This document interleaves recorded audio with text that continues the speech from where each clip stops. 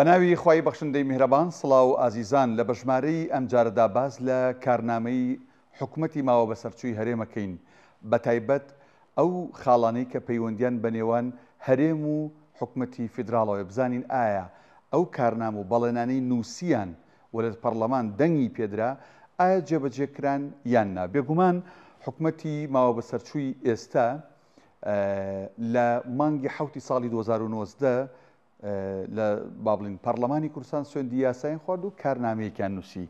ئەو خاڵانەی کارنامەکەمان هێناوە کە پەیوەندیان بە نێوانی حکوومەتی هەرێم و حکوومەتی فیدراڵەوە هەیە. یەکەم، حکوومەت و پەرلەمانی کوردستان دەستەی دانوستان لەگەڵ بەغدا دروست دەکەن. ئەمە لە کارنامەی حکوومەتەکەی مەسرور بارزانی و قوبات تاڵەبانی داهاتە بوو، بەڵام دوای 5 ساڵ ئەمە جێبەجێ نەکراوە و یەکێتی و پارتی بەجیا دەچنە بەغداد، دانوستان لەگەڵ حکوومەتی عراقی دەکەن. خاڵی دووەم، کار بۆ جێبەجێکردنی مادەی 140 5 ساڵ تێپەڕیەوە، ئەمەش یەک پۆینتی لێ نەچوتە پێشەوە، هێشتا مادەی 140 لە قۆناغی یەکەما هەر مراوەغا دەکات. سێهەم، چارەسەرکردنی موچە و بودجە. 5 ساڵە ئەم بەڵێنیان دا و لە کارنامیان نووسیوانە، بەڵام هەموو لایەگەزانن ساڵی 2020 نزیکی 10 موچە نەدرا و پاشەکەوتکرا، و ساڵی 2023 3 موچە نەدرا، ساڵی 2024 موچەیەک نەدرا، ساڵی 2025 کە ئێستاین بە ئەگەری زۆرەوە موچەخۆران ینی وا قەناعەتەکەن کە لانی کەم 2 موچەیان ئەفۆتێت. چارەسەری موچە وتمان یەکێکی تر بوو لەو خاڵانە و جێبەجێیان نەکرد. چوارەم، قەرەبووی ئەنفال کە سوکاری ئەنفال شەیدان و هەروە زیندانیانی سیاسی و زیان لێکەوتوانی دەستی ڕژێمی بەعس.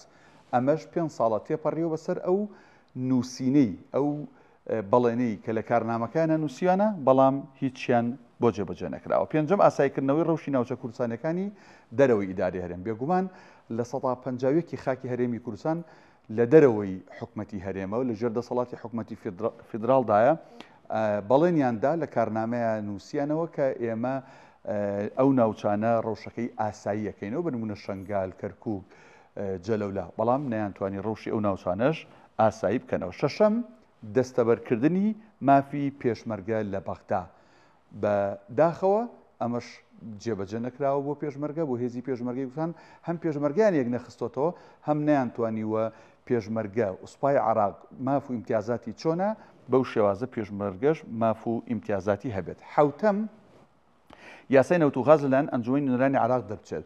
یەکێکی دیکە لە کارنامەی حکوومەتەکەی مەسرور بارزانی و قوبات تاڵەبانی ئەوە بوو یاسای نەوت و غاز لە ئەنجومەی نوێنەرانی عراق دەرکەن. 5 ساڵە تێپەڕیوە بەسەر ئەم کارنامەیەدا و هێشتا ڕەشنووسیشی بۆ ئامادە نەکراوە.